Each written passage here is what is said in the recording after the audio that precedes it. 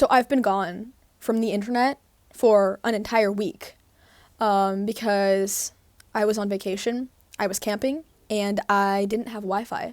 So I couldn't be active on the net without service and Wi-Fi, and that is why you did not see me.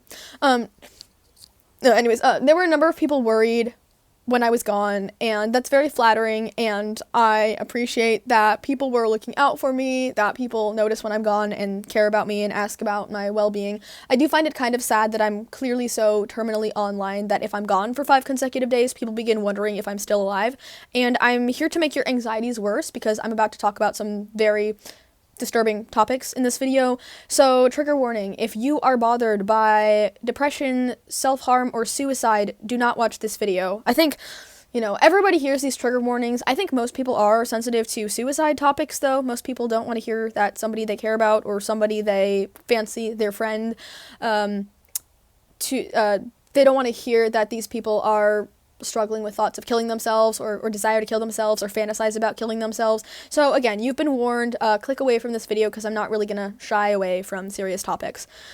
So the short message I wanted to give you is that I was going to kill myself this week. I was originally going to kill myself on July 15th, but I had kind of a spiritual scare where I wondered if I was actually a Christian, and even though I've been saved since I was 6 years old, I began wondering if I really am saved, because I've been struggling with my belief in God for the past couple of years, or I've been struggling with my sexuality, or mental health issues, or various other things, and all those reasons made me wonder if I was really in a good place with God.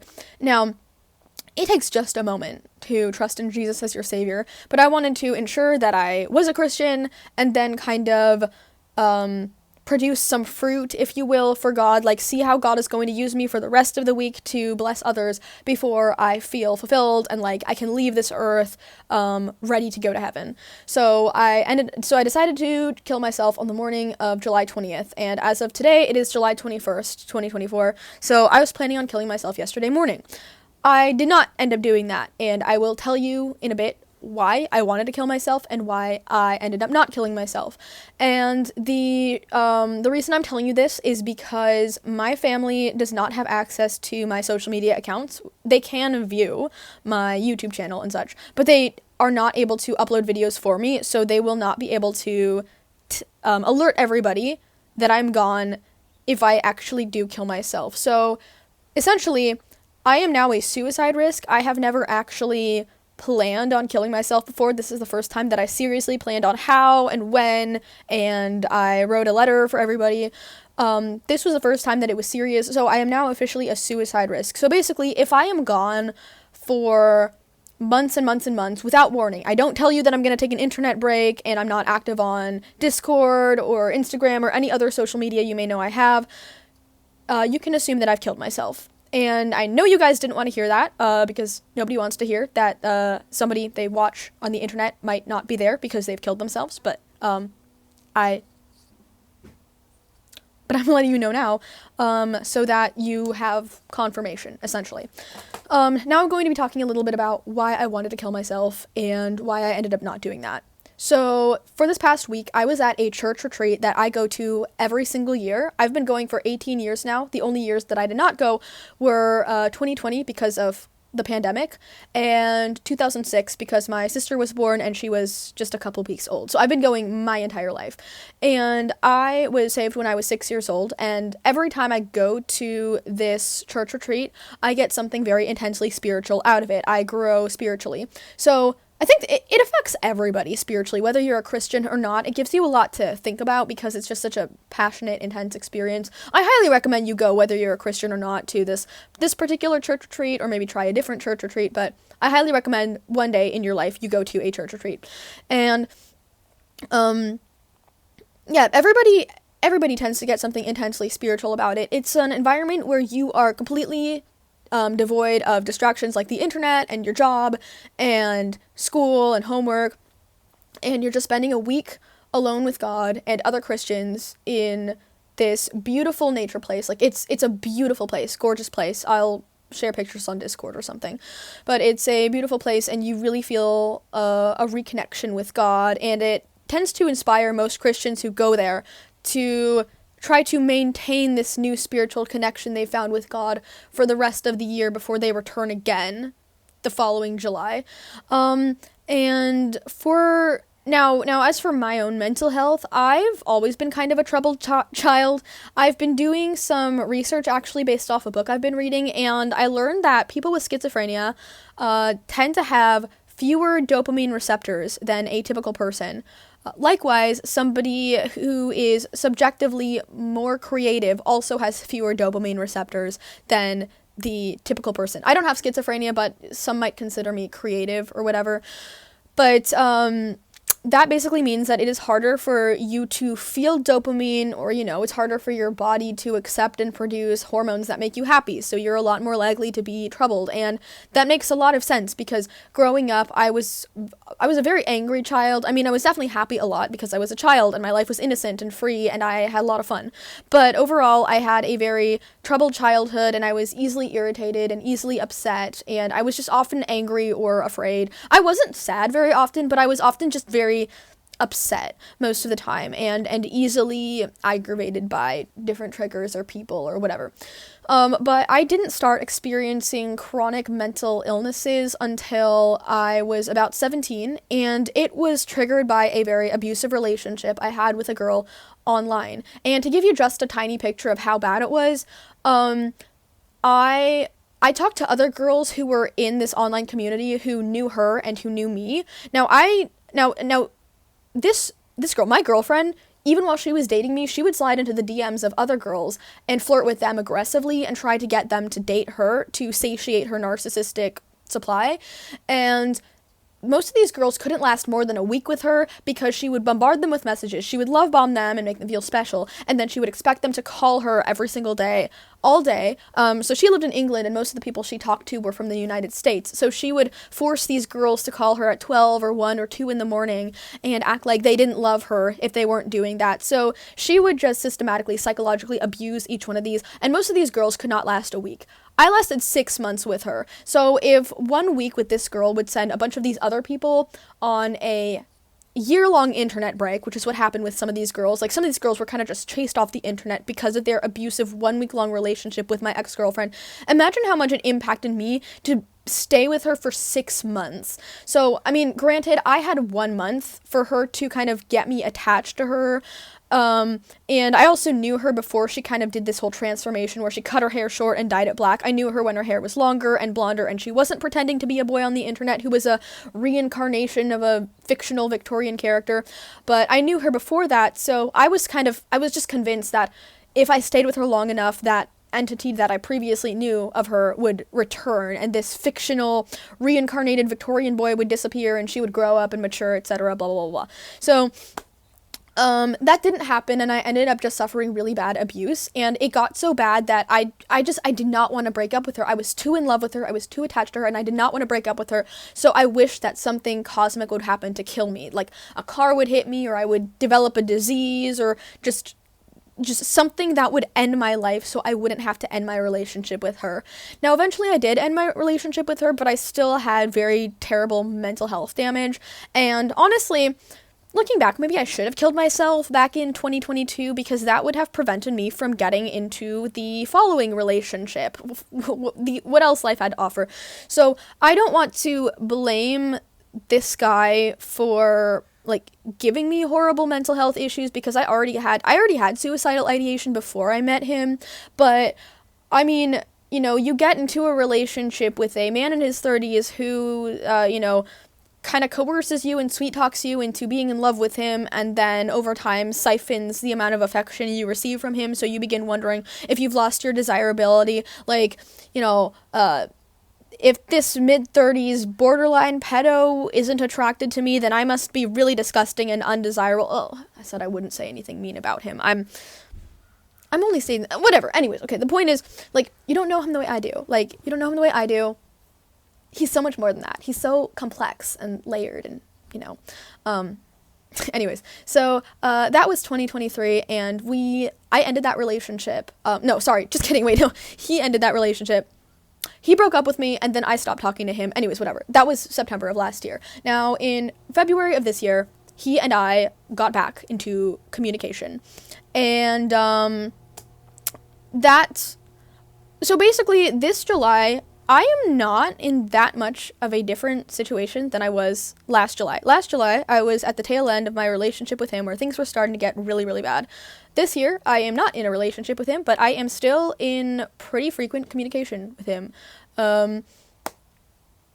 And this year, actually, the day before I left, I was talking to him about my terrible mental health last year and discussing how deeply depressed I was a year ago and insisting that I was no longer as depressed now, which was a lie. I don't know if anybody else suffers from chronic depression and assumes that just because they're happy for one day, that means they are cured and things are way better than they ever have been, even though that's obviously not the case because I've never actually had serious plans to kill myself before this year. But I really underestimated how bad my mental health was. Now, the reason I wanted to kill myself has nothing to do with any of my exes or anything like that.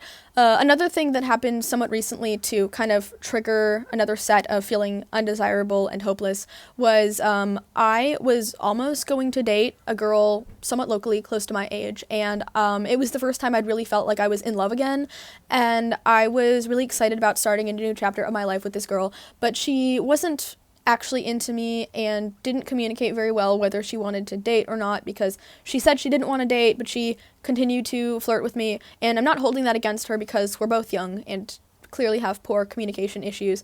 But after about a month, she made it clear that she did not want to date me. We were never going to date. We were just going to be friends, and I sabotaged our friendship by simply telling her things that I'd been hiding from her for a while. For instance, I told her that I was still in communication with my ex, which she didn't know, and I told her that I had relapsed in my cutting, which she didn't know. And she freaked out and pushed me away. And I kind of deserved that.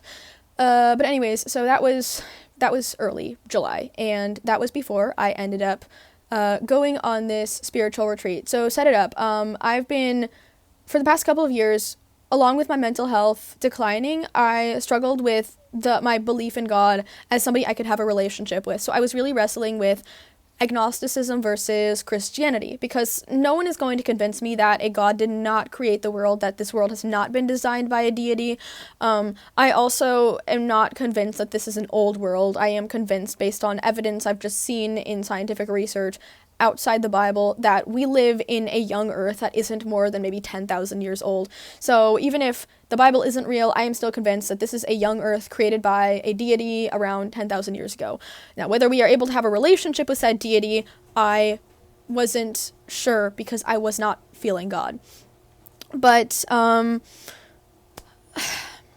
so this year, I really wanted to reconnect with God so that I would stop feeling as agnostic and feel like a Christian again and feel like my relationship with God was real. Because back before, I had horrible mental health that was like chronic depression and chronic anxiety. I did truly believe that I had a relationship with God, and I had a much happier, like, fullness of joy type life that the Bible describes. So I wanted to talk to some of the preachers. So at this spiritual retreat, there are a couple of assigned preachers who will give sermons every morning. It's just these two guys. And on Monday evening, that would be July 15th. On Monday evening, they have a youth meeting where basically anybody under the age of 45 can go to this youth meeting and ask these preachers questions about God or the Bible. And I wanted to talk to one of them in particular. So there was this one guy named Chris, the name I'm going to be using for him. So the two guys there were these guys named Chris and Dave, and they're both, I think Dave is like Gen X and Chris is 72, so he's a boomer. And Chris was very interesting. I mean, the first day that I arrived at this spiritual retreat, my family hosted Chris and his wife to our cabin, and we gave them dinner. And Chris just entered our cabin very jovially and said hi to all my siblings and said hi to my parents, and then he looked directly at me and he was like, "You are so beautiful. Like, wow. Like, you are so beautiful." And I was like, does anyone else find this weird? Thank you, that's really sweet. And then we got our food, and then he asked if he could sit next to me at the kind of camp table that we all had in the cabin, and he asked if he could sit next to me, and I was like, "Oh yeah, sure." And then he goes, "You know I meant it, right?" And I went, "What are you talking about?" And he was like, "That you're beautiful." I mean, you and your sister, your smile's like, wow. And I don't, like, I'm gonna say that he was being weird. I'm not going to accuse him of flirting. I am simply saying that he is weird because he seemed very much in love with his wife, but he was being quite weird.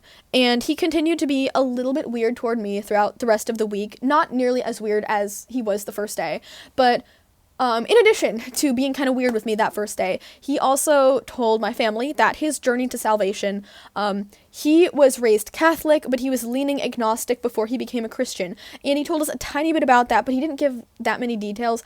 And I really wanted to know from him how he went from agnostic to Christian, because I wanted to talk to somebody who went from believing that God was real but that you couldn't have a relationship with him to finally feeling a relationship with God. I wanted to know that.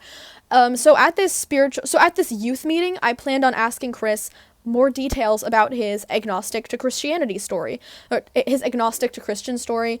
And in addition to that, I kind of wanted to open up about what I'd been struggling with the past year.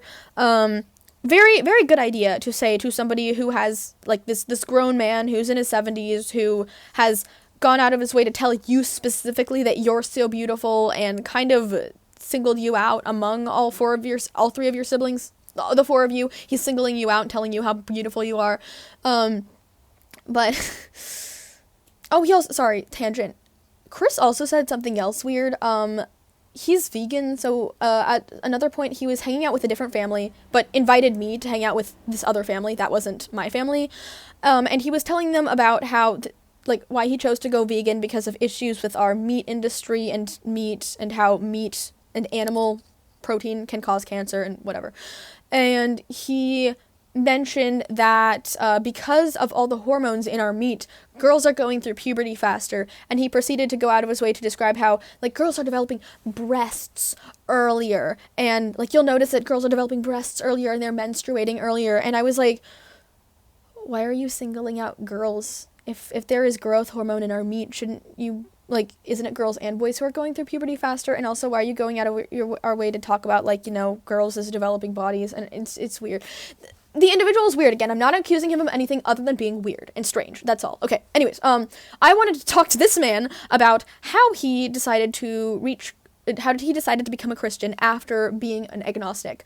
Now, when I tried to talk to him after the youth meeting, he was surrounded by fanboys as he was telling them about a free evangelical college that he was begging for them to join. So he seemed busy, a little too busy to have a spiritual, godly conversation outside advertising his college to these boys. So I talked to a former speaker, somebody who was a speaker at this conference a year ago, but was not one of the designated speakers this year. And this was a man named Micah. So I went up to Micah and I asked him the question, for those moments that you feel God's presence with you, and those moments that you feel God's presence is distant from you, how do you know that God's presence isn't something you just made up in your head to feel better? And his response surprised me. He said that you should not base Christianity on your feelings, which I knew, but he kind of suggested that you don't know if you're feeling God at all, and you can't rely on your feelings, and that what you have to do is you have to read the Bible, because that's where God's word is, and that's where God communicates with you. And I was like, wait, I mean, don't you receive some feelings as a Christian? What about the Bible talking about fullness of joy? And this woman named Caitlin was nearby, and I don't know how old she is, but I'm assuming she's in her late 20s or early 30s. And Caitlin shared that she had been suffering from chronic depression for 14 years. Now, 14, that is close to the number of years I actually have cognizant sentience. I was 14 years ago. But she talked about how since she was a teenager, she suffered from chronic depression, so that there have been years where she has felt no joy at all. And I'm assuming she became a Christian before, because she mentioned that despite being a Christian, she still had severe depression and had a hard time feeling the joy from God. And I asked her, I asked her about the fullness of joy that Christians are promised to receive fullness of joy. And I said, what about that? And she said, joy for Christians is different from joy for the world. And I asked, okay, well then what does fullness of joy feel like to you? And she said, fullness of joy feels like a quiet sense of peace. And I mean, no offense, God, but I don't really want to suffer from chronic depression for 14 years straight to have nothing but a quiet sense of peace at the end of all of it. Thank you very much. Well, Micah kept going on and on and on about how I should read the Bible, or how I need to feel God's presence through the Bible. And then I asked him, how do you know the Bible is real? And he was like, well, that's a completely different conversation. And if you don't believe the Bible is real, and I don't think he meant me, I think he meant in general, but if you don't believe the Bible is real, then we're all just wasting our time, and we're all suffering and hopeless, and there's no reason for this conference at all. And I looked straight at him and I said, but look around us. We are all suffering. We are all hopeless. Where is God in all of this? Where is the presence of God in all of this? How is our life on earth as Christians, how is that different from life on earth as a non-Christian? At the end, Christians go to heaven and non-Christians go to hell, but on earth, how is it different other than the fact that Christians are not supposed to do certain things because the Bible says so? How is life on earth as a Christian different from life on earth as a non-Christian? And before he could really answer my question, and before we could go into more detail, my siblings wanted to leave the youth conference because it was getting late at night, and they all wanted to go back to our cabin. They all wanted to go back to our cabin, so we all went back to our cabin, and as I was walking back, I was like, okay, it sounds like we're going to suffer whether God is with us or not, and it sounds like I'm not going to get much out of God's presence on earth as long as I'm alive, and I don't want to suffer from depression for the next 14 years to feel nothing but peace afterwards. And as somebody who is primarily attracted to women, I don't want to wait until I don't want to remain single until my 50s because I haven't met the right Christian man yet. I met a gay Christian man at a sexuality conference where he was discussing how he, used to live a gay lifestyle but is now choosing to remain celibate until God brings the right woman to him, and he's in his 50s and still hasn't found the right woman, and I don't want that to be me. Or other friends I've had who suffer from depression, and because of that they can't hold down a job and they can't move out of like the parents' house or the grandparents' house. I don't want to live a life like that, and it sounded like that was going to be my future whether I was a Christian or not, and at that point I just didn't want to be alive anymore. Now, unfortunately, we live in the reality where once you develop consciousness, you will never lose it. Even when you die, whether you go to heaven or hell, you will remain conscious. You will retain, I think you'll retain your memory, whatever. The point is, you will always be conscious. And I hate that because I find consciousness and existence to be very exhausting. So I was going to end it that night, and then that was July 15th. And then I had this scare of, I'm not really living in God's will right now. I'm on dating apps trying to meet girls.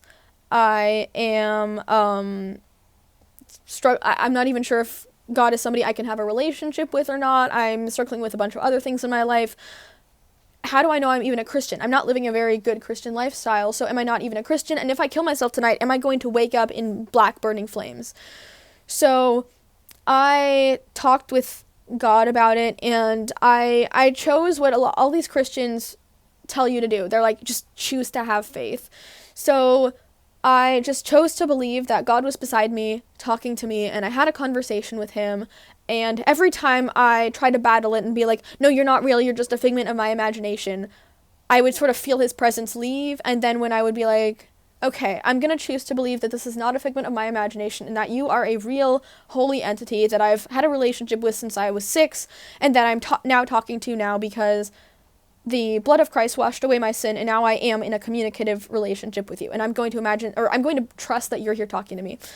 So I talked to God a little bit, and I talked to my life thus far, and, he wasn't mad or anything. He just listened to me and reassured me of his love, etc., and said that, if I killed myself now, it would be, I would be missing out on other blessings God has to give to me. And, at that point I was kind of doubting that I would actually receive any blessings from God. I was probably just going to live with my parents for the next 20 years because I would be too depressed to function and live independently. Again, I had this kind of scare of if I was in a good place with my relationship with Jesus. So I decided, okay, God, I'm going to give you a week to use me as much as you can. And then at the end of the week, I will kill myself after I've adequately done enough to, well, not done enough to get into heaven, but done enough to be used by God, so that I don't feel like I've failed him by not fulfilling the mission that he sent me out to do when he allowed me to be conceived and exist and have consciousness. So I planned at the end of the week, July 20th, to kill myself. And I planned on slitting my wrists, and I didn't have access to Wi-Fi, so I couldn't do much research on how to properly slit your wrists so that you die, because I don't want to encourage anybody, but yes, you can Google these things, and some people are only too happy to help you, even though, well, like, you're still alive. Clearly it didn't work for you, so how do you know it's going to work for me? And the thing is, even if I had chose to slit my wrists that morning, I was planning on slitting my wrists the morning of Saturday, July 20th. Even if I had done that, I don't think that would have killed me, because even if I had been able to nick an artery and bled a lot, I think it would take a really long time for me to completely bleed out if I just nicked an artery, and the blood would have probably scabbed up by then, and the cut would have probably healed before I fully died, and then I would just have, like, a ton of blood around me, and I would probably be sent to a mental hospital, and then not have access to the internet for another 3 weeks, and my parents would probably worry about me and take away, like, all my agency and privacy, because they don't want me to attempt suicide again. So it just, on top of everything, it didn't seem worth it. But anyways, so come that Saturday, I've already told my best friend and my sister that I was planning on killing myself, or that I really wanted to, or I was thinking about it, and I even had a suicide note, and they were a little bit concerned about me, but not that much, because when somebody tells you I'm going to kill myself, most people don't take that seriously. And of course that incentivized me more to be like, okay, well then I just will kill myself, because you don't believe that I will, but I am going to. So I was planning on killing myself on Saturday morning, and on Friday night I had a conversation with God again, and the entire week, the preachers had been talking about how, as Christians, we don't have control over we have control over our own lives, but we, as Christians, are subjecting control to God and allowing him to use our lives as he pleases. That means he chooses how to love us, whether that means to, prune us, as the Bible mentions, or, to remove things from our life that are holding us back, whether that be breakups or pushing people that we might love away because they're not good for us, or because we need to learn how to live without them, etc., etc., or, just putting us through various trials, and that's how God loves us and grows us. And, it's also not God's will for me or anybody else that we should commit suicide, because that's also us taking control over our lives that God did not consent to. God has, as Christians, we have given our lives to God, and God does not want us to leave before he takes us away himself, because he has more plans for me. As much as I hate to admit it, I am really young. I'm only 20, so my life is barely even started, and I can't just quit now that my childhood is over. I have to face life as an adult and see how God is going to use adult me. So essentially, long story short, God basically talked me out of committing suicide.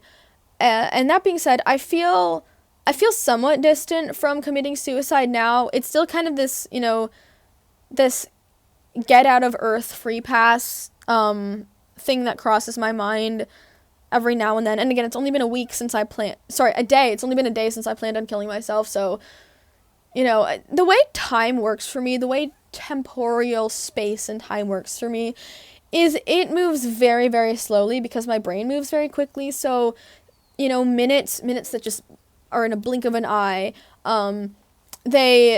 they crawl for me. Minutes crawl for me. So in one day, I can have a lot of different emotions and go through a lot of different mood swings.